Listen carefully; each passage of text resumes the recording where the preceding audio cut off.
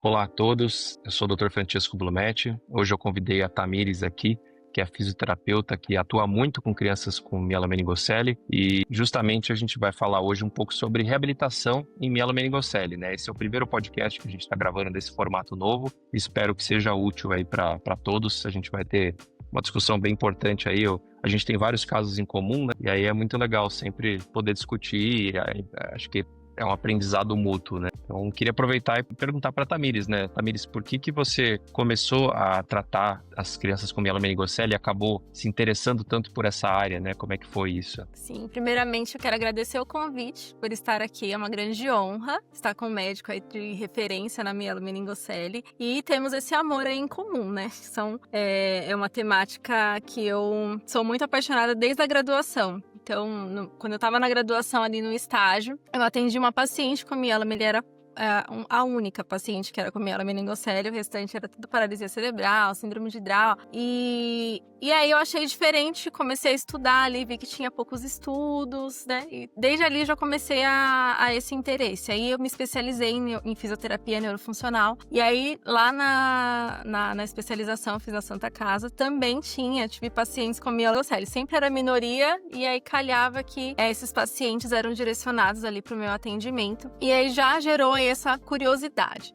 Com o passar dos anos, estudando bastante sobre os casos ali que eu atendia, percebi esse desfalque, né, de estudos, principalmente na área da fisioterapia. E aí eu entrei no mestrado com uma proposta ali de estudos em crianças com mielomeningocele. Mas aí, por algumas razões ali, não deu certo fazer esse projeto. Eu acabei seguindo para outra linha de estudo no mestrado. Mas fiquei com aquele projeto guardado no coração. Então, conforme as coisas foram dando certo ali no mestrado, no meu projeto, né, já estava quase ali concluído, eu decidi formar um grupinho de iniciação científica com algumas alunas que também gostavam bastante da neurofuncional. E aí, desse grupinho, né, a gente formou algum projetinho ali, bem simples, né, para alunos de iniciação científica mesmo, voltado para as crianças com mielomeningocele. Então, era um projeto mais sobre a avaliação. E a nossa avaliação ali da época era uma avaliação sobre o controle de tronco de crianças com lesões mais altas, né? Então, lombar alto, lesões torácicas. E, por fim, isso acabou se tornando o meu doutorado,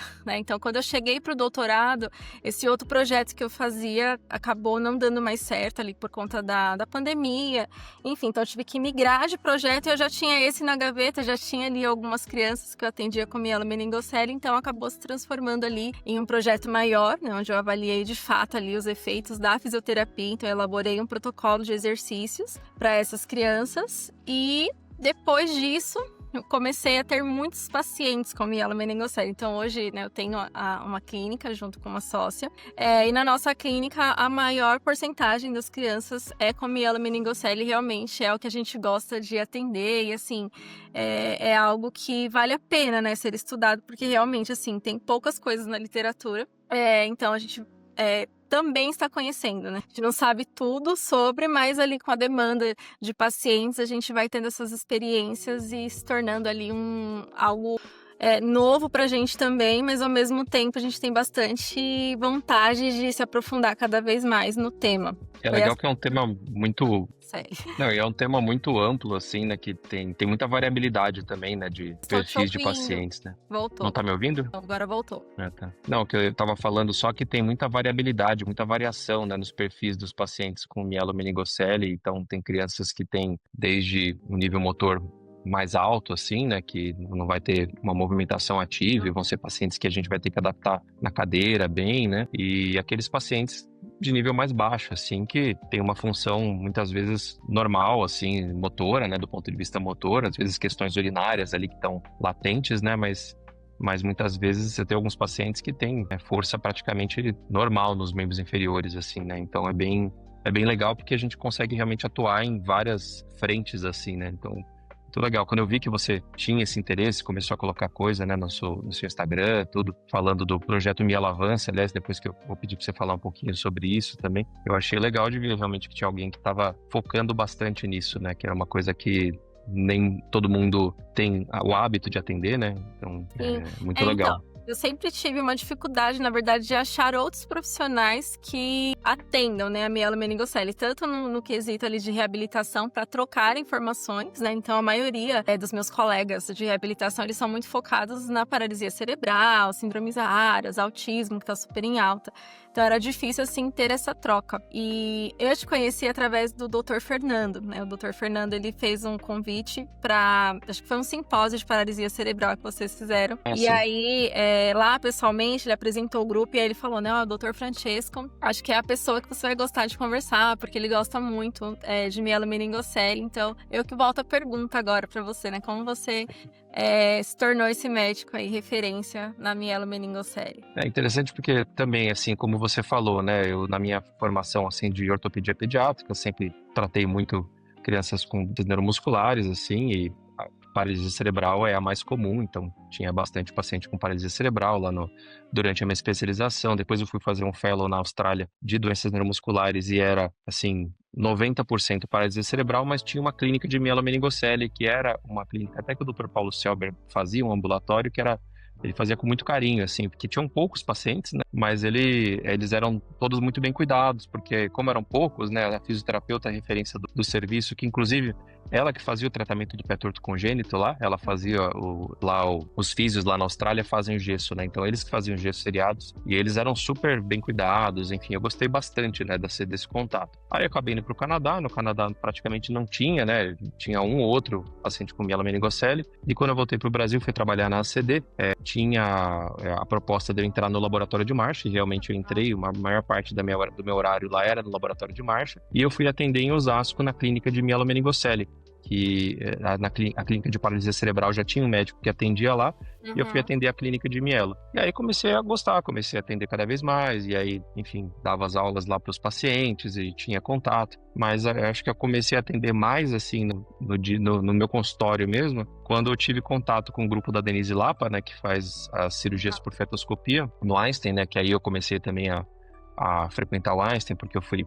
preceptor dos residentes, e comecei a me aproximar mais. Eu até falei para ela, eu gosto bastante, eu atendo clínica de mielo lá, eu queria acompanhar os casos de vocês, conhecer tudo, né? E aí, enfim, a gente fez algumas maratonas de avaliação, e cada vez eu ia gostando e percebia algumas diferenças que a gente vê, né, nos pacientes operados por fetoscopia, ou, aliás, operados intraútero, e com o passar do tempo fui gostando, né? Fui também estudando um pouco mais sobre o assunto, e aí você também atende, acho que é aquela coisa, né, um pouco do boca a boca, né? No começo você vai atendendo bem, aí vem outro, aí começa a aumentar o volume, né? Então, realmente, assim, eu comecei atendendo mais paralisia cerebral, mas hoje em dia eu atendo em volume mais mielomeningocele do que paralisia cerebral, apesar da minha, assim, a maior parte da minha formação ter sido voltado para paralisia cerebral e análise de marcha, né? Não que eu não atenda paralisia cerebral, eu atendo bastante, mas... É o maior volume de pacientes também. O maior volume tem sido, exatamente, né? Mas é que proporcionalmente, assim, como não é uma doença tão comum quanto a paralisia cerebral, é até desproporcional o tanto de pacientes com mielomeningocele realmente que eu atendo. E aí você realmente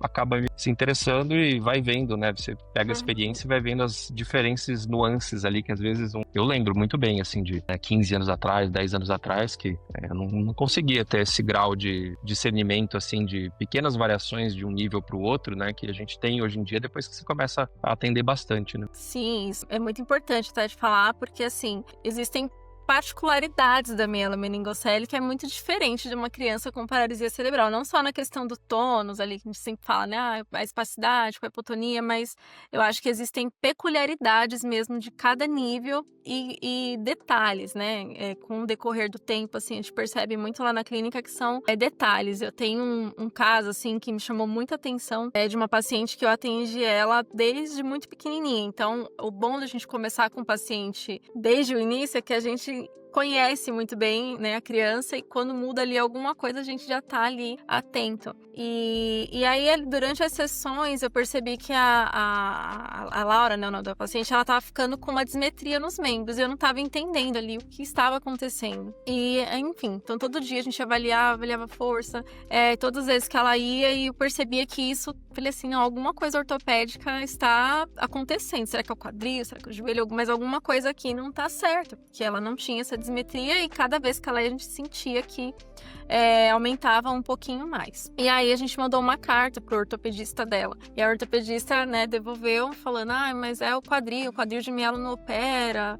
Enfim, então ele achou que o detalhe fosse ali o quadril. E aí eu pensei assim, eu acho que não é possível, né, que não tem nada a ser feito, porque ela tá ficando com uma diferença de membros e ela começou a se compensar tanto, que aí começou a surgir uma hiperlordose já para uma escoliose, mas porque as compensações que ela fazia eram muito grandes e cada vez maiores, a chegar num ponto assim que eu falei, não, alguma coisa está acontecendo, e foi quando eu descobri a torção tibial. Então, assim, a experiência vai levando a gente para esses lados, tá? Se eu não me conformei. E aí eu perguntei para um ortopedista, um colega, falei assim, olha, você pode avaliar essa paciente, né? Por favor, ela era uma paciente que era uma baixa renda, né? A gente já fazia ali um atendimento mais social. Falei, por favor, você pode avaliar essa paciente? Eu mostrei um vídeo, ele, não, pode levar lá no consultório. Foi até um colega seu.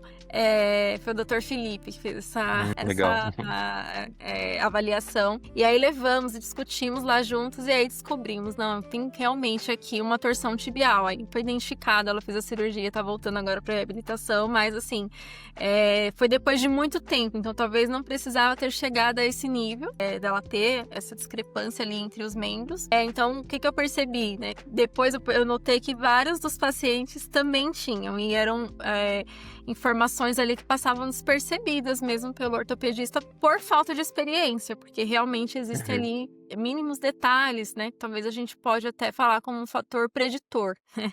Sim. Talvez pudesse ser previsto antes ali que ia acontecer, e aí de repente, infelizmente ela ficou com essa diferença, né, de membros, aí depois eu tenho que ver a forma, né, de correção, mas é importante ter essa experiência ali para fazer o atendimento, até a reabilitação em si, porque são, às vezes, detalhes minuciosos, que são diferentes dos outros casos, né? E a experiência, eu acho que conta, porque realmente, na literatura, há poucos estudos, né, de fato, ali falando sobre avaliação, sobre fatores preditores, prognóstico, né? Então, assim, ainda, por mais que a gente já saiba da mielomeningocele há muito tempo, infelizmente ainda é algo pouco estudado, talvez pelo volume que não é tão grande quanto a paralisia cerebral, né? Não, ainda mais assim, se você vai ver em países como Europa, por exemplo, até Estados Unidos, Canadá, assim, eles têm uma taxa, assim, de qualquer malformação congênita, assim, existe uma taxa de aborto eletivo, assim, muito alta, né? Isso, às vezes, uma formação congênita simples, assim. Eu já vi estudos de, por exemplo, uma questão que tem lá, tíbia curva congênita, né? E a pessoa, que é uma deformidade que é plenamente tratável e pode não deixar praticamente sequela nenhuma, né? E mesmo assim, tem uma taxa de aborto eletivo alta, né? E aqui no Brasil, as crianças acabam nascendo, então a gente acaba realmente vendo bastante e, infelizmente, assim, a gente não é protagonista no quesito publicações, né, no mundo, né? E talvez a gente devesse publicar mais, né? E hoje, assim, eu olho pro grupo da Denise Lapa lá, e realmente ela publica muito, assim, tem bastante coisa, os desfechos todos que estão sendo publicados, ainda desfechos tardios daquele estudo MOMS, né, que é o primeiro estudo, ensaio clínico randomizado, comparando ali a cirurgia pós-natal com a cirurgia pré-natal, né, mas ainda por via aberta. Os desfechos desse estudo ainda estão sendo publicados, né, os desfechos tardios, né, o que está acontecendo com esses pacientes.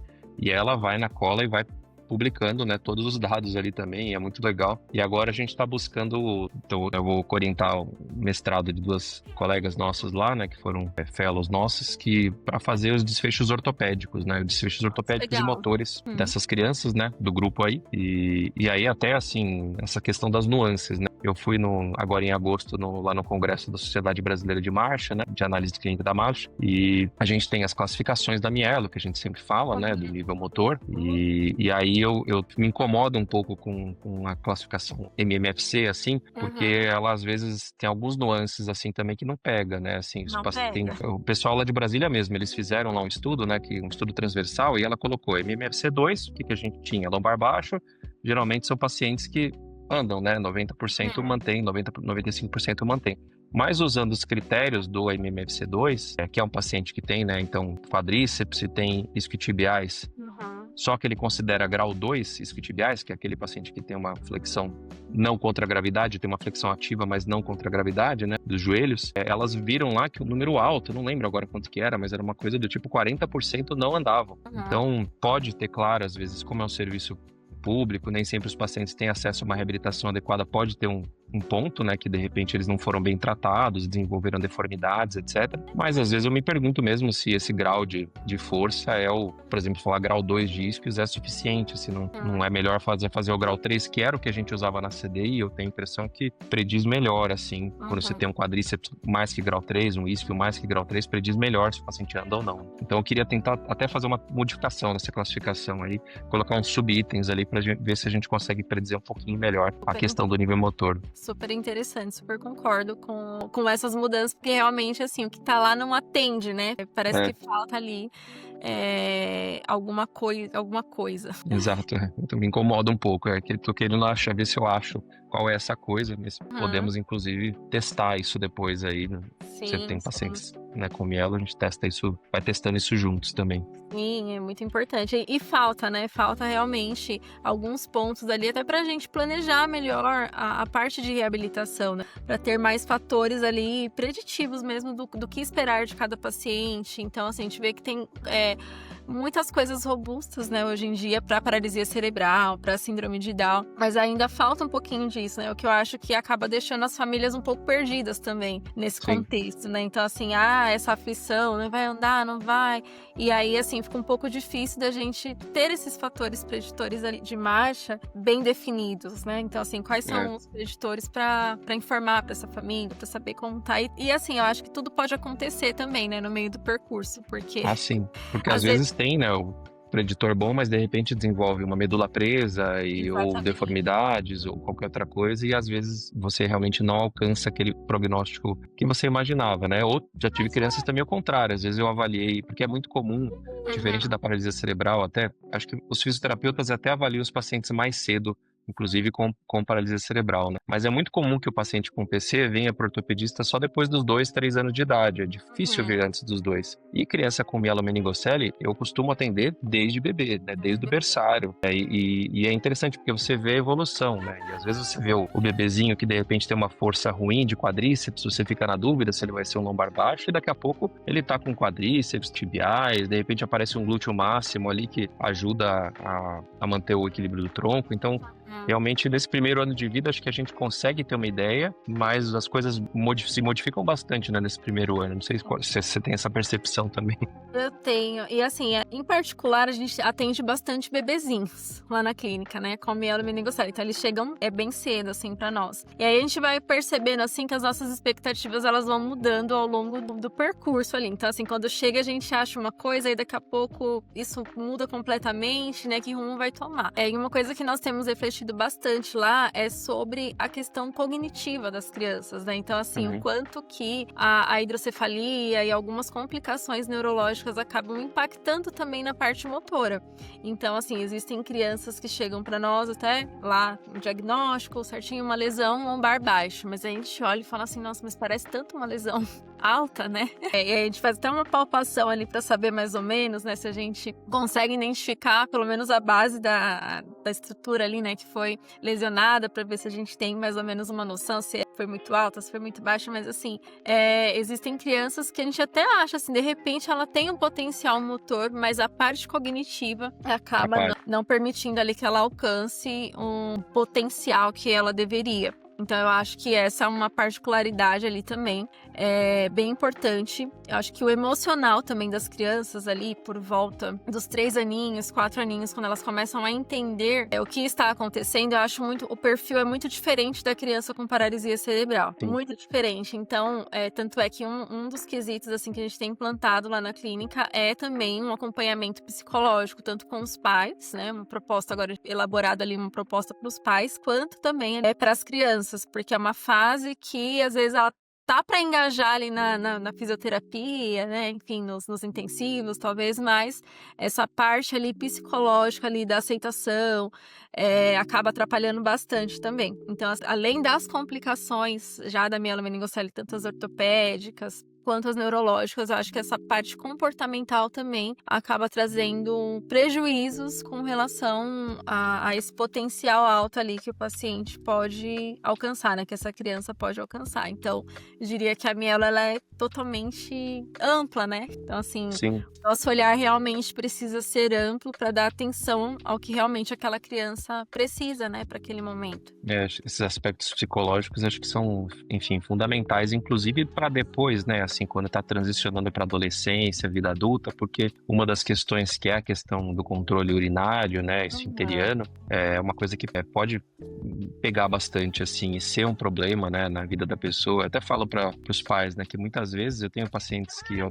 acompanhei até a vida adulta e tenho pacientes de 40 anos, 50 anos com mielo, assim, e muitas vezes a questão motora não é incomum acontecer assim do paciente que é cadeirante ou de repente consegue andar, e a questão motora na vida adulta não está sendo mais um problema assim, ele ficou, né, de uma forma ou de outra e está bem resolvido, a não ser que ele tenha alguma dor ou algum incômodo particular, mas essa questão do controle urinário, se isso não está bem resolvido, acaba sendo um problema maior para ele às vezes do que a questão motora, né? Apesar da gente sempre ficar pensando, né, na criança pequena, será que vai andar, será que não vai andar? Existe um futuro. Mas muitas vezes não é isso que é o que vai impactar mais a vida deles lá na frente, né? O importante é eles, claro, terem uma boa qualidade de vida, estarem confortáveis, estarem bem do ponto de vista psicológico, né? Que acho que você falou é fundamental. E só um ponto desse negócio da lesão, né? Que você falou, é até interessante, né? Porque todo mundo que vem falar comigo sobre mielo fala, não, porque o meu filho é L4, meu filho é L5, meu filho é S1. Só que as pessoas acabam falando, porque geralmente quando você vai fazer a avaliação lá do ultrassom, o médico fetal, ou quem quer que tenha falado para a pessoa, falou, ó, a lesão está na altura de L4 e está aberto dali para baixo, geralmente é assim que funciona. Né? Só que, assim, a correlação da lesão anatômica, do local da lesão anatômica com o nível neurológico é muito ruim. Né? O trabalho da Denise mostrou 80% não correlacionado, ou seja, assim, praticamente não tem nenhum motivo pra gente ficar falando muito, é só pra saber mesmo, né, porque não muda muita coisa, realmente, assim, o nível anatômico, né, é interessante isso. Sim, e realmente o diagnóstico que a mãe tem, né, dessa imagem, muitas vezes é assim, pode ser de ter da última vértebra torácica até a última sacral. E realmente a lesão ela pode ser ali em qualquer lugar, né? Mas sempre vem esse tabu, né? A maioria das mães que chegam realmente lá é lombar baixo. E aí realmente a gente vê um quadro clínico que não é, né? Então lombar baixo só no... também de ter um médico que faça realmente esse diagnóstico de uma forma adequada. Por isso que a gente sempre enfatiza lá na clínica realmente procurar pelos especialistas que realmente dominem um assunto, porque é importante, né? Ouvir do fisioterapeuta ali, né? O nível da lesão, igual já aconteceu lá na clínica, a gente fala, olha, eu realmente acho que essa lesão é um pouco mais alta por conta disso, aí mostra ali o movimento, mas é totalmente diferente ouvir realmente ali a opinião médica que realmente faz, né? Esse diagnóstico. Então, assim, é super importante até para que eu costumo falar que as mães, quando elas estão passando, né, por esse processo de diagnóstico, é um luto, né, para elas da criança que foi idealizada, enfim. Então, é importante também essa informação para ela também se preparar, né, em relação ao futuro, às consequências. Então, é muito importante realmente saber identificar o nível da lesão e saber que também não tem a ver aí com a estrutura óssea, né, lesionada. Sim, e às vezes eu gosto de perder muito tempo na primeira consulta com essa questão da classificação, né? Tem até um folder ali que eu modifiquei as figurinhas tal da MMFC para mostrar, explicar o que eu acho que é mais provável. Claro que a gente não pode ser taxativo, né, e afirmar uma coisa que nem sempre é possível afirmar com 100% de certeza, mas eu explico o que é mais provável dentro daquele quadro, né, e eu acho que é importante, né, assim, a gente teve um simpósio ano passado de paralisia cerebral, que você estava falando, né, e uma coisa que foi mencionada por uma das mães, que não era nem de mielo, mas de paralisia cerebral, é que a verdade precisa ser dita, né, e eu acho que realmente, assim, se a gente acha que o paciente é um nível torácico ou lombar alto, ou o que quer que seja, eu acho que a gente precisa falar. Precisa falar, não adianta ficar enrolando e, vamos ver, então, assim, precisa falar, mais provável que seja isso, mas precisamos observar, vamos ver se vai desenvolver força, né? Tem jeitos de falar isso de uma forma sutil, mas é importante que as pessoas saibam para Para se planejar, para Para se pensar, planejarem, para se prepararem, porque também aí, assim, se de repente ela desenvolver forças, se a reabilitação ótimo, foi ótimo, ou ali exatamente. o futuro da criança, mas é importante ali levar em consideração.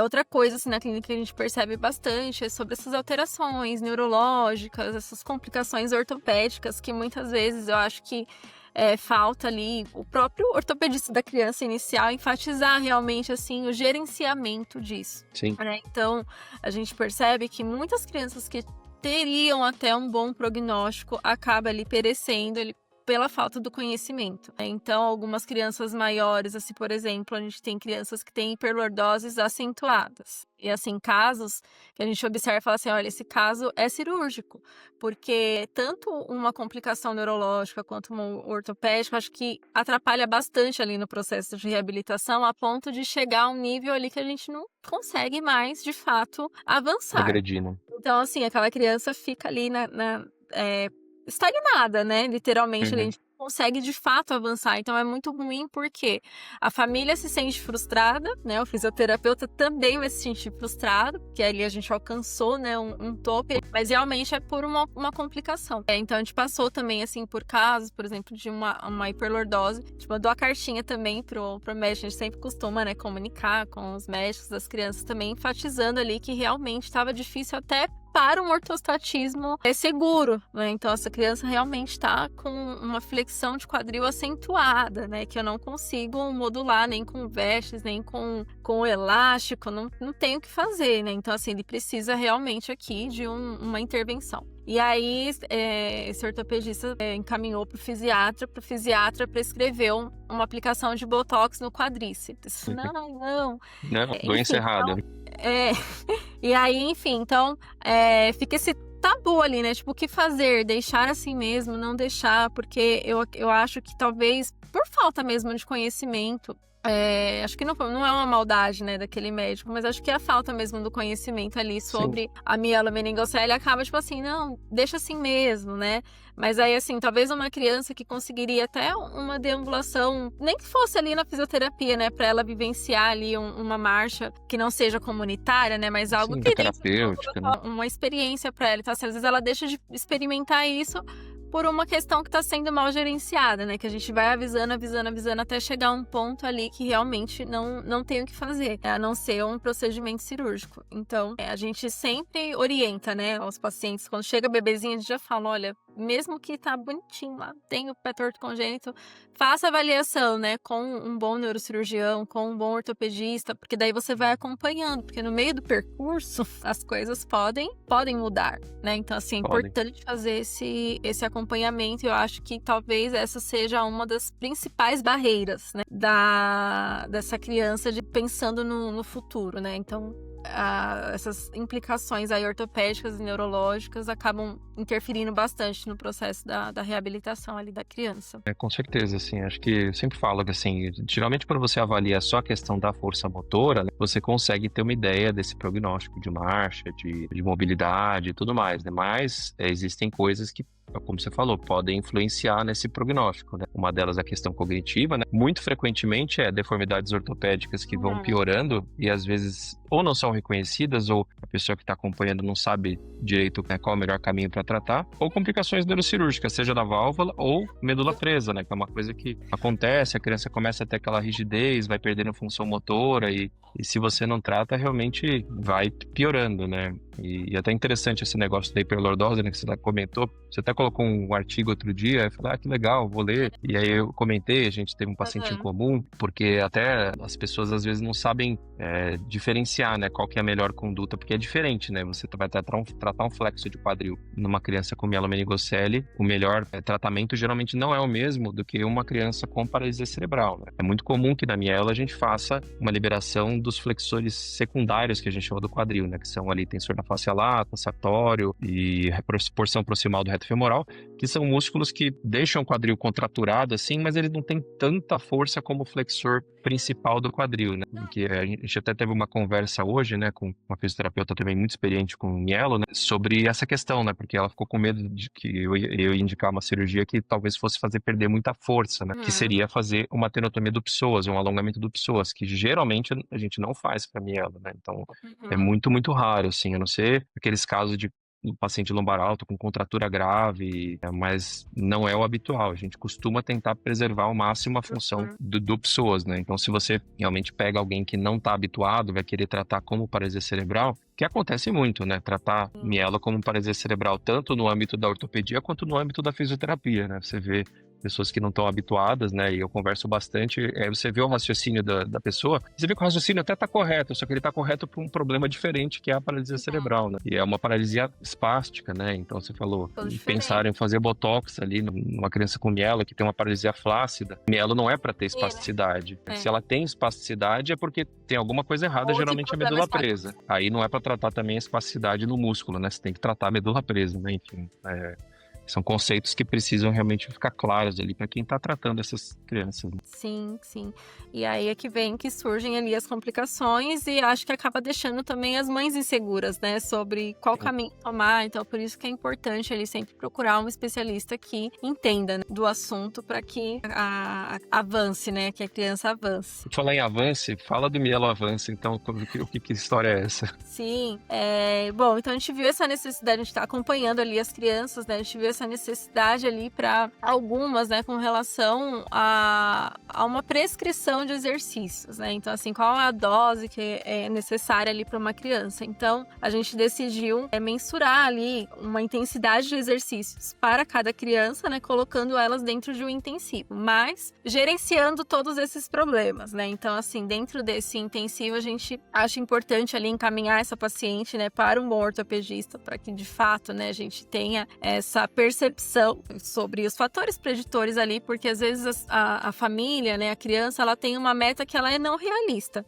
Então eu acho que o primeiro passo é a gente trabalhar dentro ali da realidade, né? Então, assim, com relação ao nível de lesão, que muitas vezes a mãe realmente acha que a criança, olha, eu quero que ela ande a todo custo, né? E quando, na verdade, existem outras questões ali a serem tratadas. Então, eu acho que quando a mãe, de fato, né, tem esse contato, né, com o médico correto, que realmente fale para ela ali sobre a real problemática, né? Eu acho que a gente consegue traçar objetivos que sejam mais verdadeiros e também para a gente descartar algumas situações. Então, por exemplo, existem alguns pacientes lá na clínica que a gente identificou depois da Laura, né? Que também tinham uma torção tibial e que isso era um problema, porque a gente também estagnava ali em certo tempo, né? Então, assim, será que é cirúrgico? Será que não é? Então, assim, qual a orientação correta aqui, né, pra gente tratar dessa criança? A gente achou importante, né, ter essa avaliação ortopédica, a avaliação neurológica também, pra gente observar, né, essas questões de hidrocefalia, as complicações.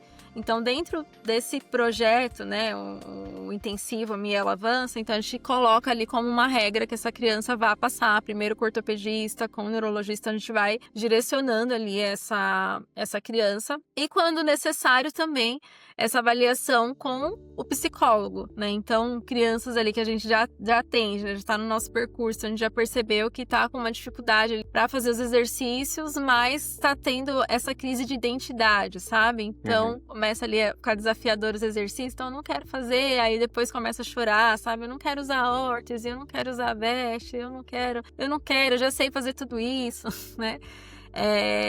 Então, é importante também, né, trazer essa criança ali para a realidade, também nos ajudar, né, uma psicóloga, né, que também consiga nos ajudar ali a lidar com essas frustrações, que eu acho que na reabilitação a gente acaba vendo mais. E é uma criança que é diferente da criança com paralisia cerebral, porque muitas vezes eles estão a par de tudo, né, que está acontecendo. E tem um pouquinho mais de dificuldade com essas questões, então até de ajuda pra gente também ali, né, saber direcionar muito bem o atendimento. E aí, de fato, a gente planeja, né, uma meta realista, né, para aquele mês de intensivo. Então a criança ela vai todos os dias ali para fisioterapia, a gente coloca uma meta, né, para ser alcançada, fazemos as aplicações, as escalas específicas ali para alcançar essa meta, mais as recomendações ali para os pais. Então é um momento também que a gente está muito perto dos pais para passar essas orientações, o que melhorar em casa, junto com a escola. Então a gente programou, na verdade, algo que fosse específico para mielomeningocele dentro das necessidades daquela criança, mas é um intensivo que é direcionado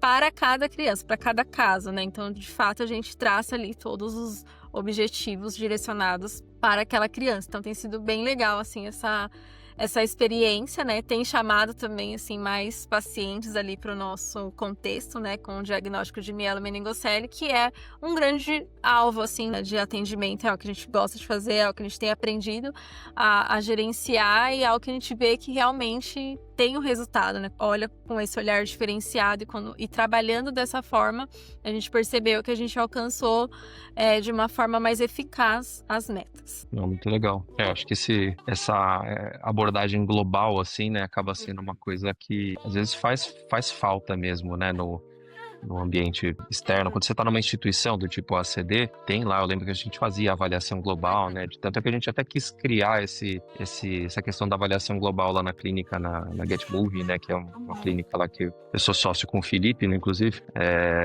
que é para fazer esse tipo de avaliação para aquela pessoa que está meio perdida, assim, né? Ou às vezes vem de fora e aí precisa de um olhar geral, assim, tanto do médico quanto do fisioterapeuta, do terapeuta ocupacional, psicólogo, quando necessário também, para conseguir criar um rumo, né?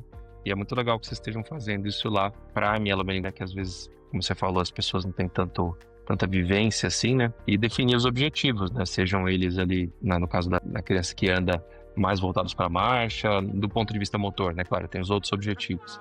Ou não, ou se tem que fazer as adaptações ali, cadeira, aquela coisa. Mesmo o paciente que vai ter um benefício ali da marcha terapêutica, né, definir isso direitinho. Acho que a marcha terapêutica é super benéfica em vários aspectos aí. Eu sempre falo que os pacientes, mesmo que sejam um nível lombar alto torácico, que a gente sabe que o prognóstico de marcha independente sem um tutor longo é menor, mas eles têm um papel muito importante fazer isso, né, para massa óssea, até do ponto de vista psicológico, né? É legal a criança ter essa vivência do ficar em pé, né, em algum momento da vida, né? Para os pais e para a criança, né? Eu acho que é super interessante, assim. E outra coisa que eu sempre falo também, pra gente, ortopedista, as crianças que nunca fizeram, geralmente, ortostatismo, né? Nunca tiveram essa vivência, chegam geralmente na idade da adolescência e idade adulta com mais deformidades nos membros do que aquelas em que foi incentivado o ortostatismo, ficar no parapódio, tal extensor, aquela coisa toda.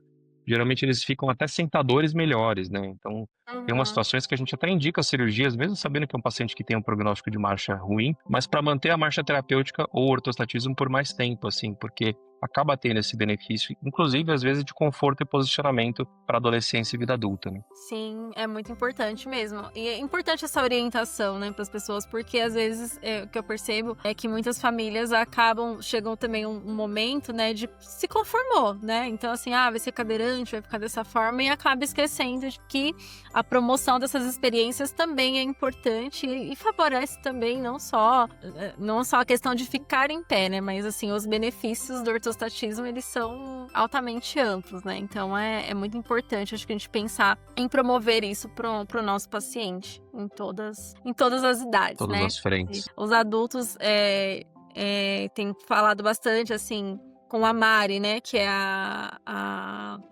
que dirige ali o Instagram do mielomeningocele, e a gente conversa bastante, né? Sobre a fase adulta, né? Também ali, porque vira e mexe, ela manda uma perguntinha pra mim, né? Você tem algum exercício ali pra falar pra tal pessoa que é adulto e tá perguntando? Então, assim, que é algo também que a gente pensa ali pro futuro, né? São os atendimentos dos adultos com a gocele para dar esse suporte também, né? Porque parece que a gente só trata do bebezinho, da criança, do adolescente, né? E na verdade, assim, até os adolescentes às vezes acabam ficando ali um pouquinho mais esquecidos, né? E eu acho que é importante também a gente falar sobre o futuro, né? Então, tanto para quem é cadeirante, tanto quanto que momento que tem alta da fisioterapia, né? Porque eles também têm alta ali da fisioterapia, que momento indicar para um esporte. Então, assim, o futuro, ele é muito amplo, né? E é para todos. Então, acho que a gente tem que pensar na melhor qualidade de vida ali para todos os níveis, né? Acho que hoje em dia está se falando muito nessa questão da transição para a vida adulta, né? E se fala muito do contexto da paralisia cerebral, né? Mas realmente isso precisa ser aplicado a qualquer tipo de doença que tem início na infância, né? Desde mielomeningocele até outras malformações congênitas, muitas vezes, né? E que você falou uma coisa importante, né? Que muitas vezes a criança com paralisia cerebral, principalmente as de nível 4 ou 5, né, vão ter, às vezes, um nível de compreensão, nível 5, principalmente, um nível de compreensão sobre as coisas menor. Claro que eles entendem, né, da forma deles e tudo mais, mas eles estão menos atentos às coisas e as crianças que têm, claro, uma paralisia cerebral nível 3, 2 ou 1 vão ter um awareness, né, maior, assim, sobre a sua própria condição de saúde, né, e as crianças com mielomeningocele geralmente também é isso, né, elas desde cedo percebem as diferenças, percebem por que eu uso fralda e o meu amigo não usa, por que eu uso orts e o meu amigo não usa, né? Então, lidar com essas questões aí e conseguir fazer com que a criança chegue na adolescência um pouco mais tranquila. Eu sei que a adolescência é turbulenta, né? Mas alguns relatos também que eu tive de pessoas que são adultos, né, e passaram pela adolescência, eles disseram, né, que a adolescência foi um período difícil mesmo, mas depois muitas das coisas acabaram melhorando, né? Eu acho que é até legal para os pais seguirem essas pessoas que falam sobre isso. Tem o Renan que fala muito sobre mielo, né? E eu, enfim, o Renan, curiosamente, foi meu paciente em Osasco e a gente se reencontrou depois de muito tempo em Cuiabá, no começo do ano, assim, uma palestra que a gente foi dar lá. E aí ele fala bastante, é bem legal de ver. Eu acho que para os pais vale muito a pena ouvir o que ele fala. Ele tem até um livro sobre o assunto. Surgem muitas dúvidas, né? Então, assim, alguns pacientes adolescentes também que eu tenho, surgem muitas dúvidas sobre relações sexuais, como eu vou namorar, o que vai acontecer. Então, assim, acho que é realmente algo amplo, né? Essa transição e, de alguma forma, a gente precisa ali promover sempre nessa melhor informação para uma melhor qualidade de vida, né? Com certeza. Não, muito bom. Acho que a gente estamos indo para o final aqui, falando bastante.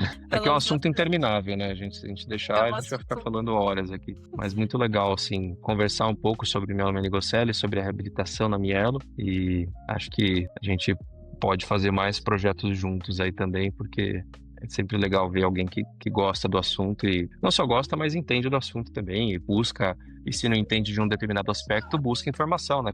A gente não sabe de tudo, né? A gente vai tendo que buscar informação, né? Infelizmente, como você falou, as informações às vezes são um pouco escassas na mielo, né? Na ortopedia a gente segue muito o que falava o Dr. Luciano Dias, na verdade fala ainda, né? Mas ele se aposentou, que inclusive quem criou a classificação da MMFC, que eu acho ótima, né, porque tentou fazer o que foi feito com o GMFCS, mas eu acho que talvez a gente pudesse refiná-la um pouquinho, né? E a gente segue muito nessa escola de Chicago, né, que é o que a maioria das coisas que a gente faz é muito parecido com o que eles fazem lá, talvez com algumas modificações, mas de uma forma geral a gente tem esse exemplo, né? Mas eu acho que de uma forma geral a gente sempre tem coisas para melhorar, né, e para aprender e para buscar também, né? Também acho. Podemos sim fazer várias coisas juntas. Tá muito amplo também, né? Tudo que a gente pode fazer ali de estudo para mielomeningocele. Acho que tem muita coisa legal para se aprofundar. Legal, então. Bom, obrigado, Tamires, então. Foi muito, muito boa a conversa aí. Eu vou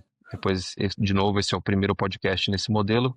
Vai ficar gravado no YouTube e a gente vai colocar também alguns recortes aí no Instagram. Vamos ver como é que a gente disponibiliza isso também. Isso foi muito, muito legal. Obrigado aí pela participação também.